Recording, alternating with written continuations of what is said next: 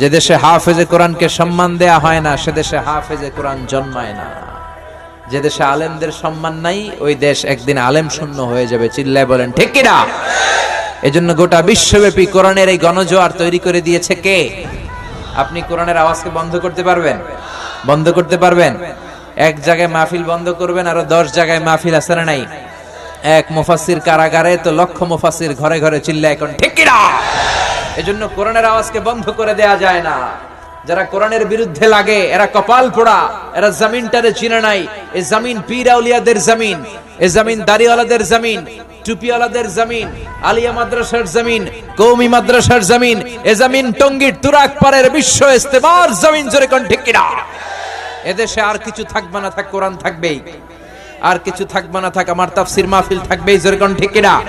কিছু নাস্তিক ব্লগার, কিছু ইসলাম বিদ্বেষী, কিছু উল্লুক্কা পাঠা এই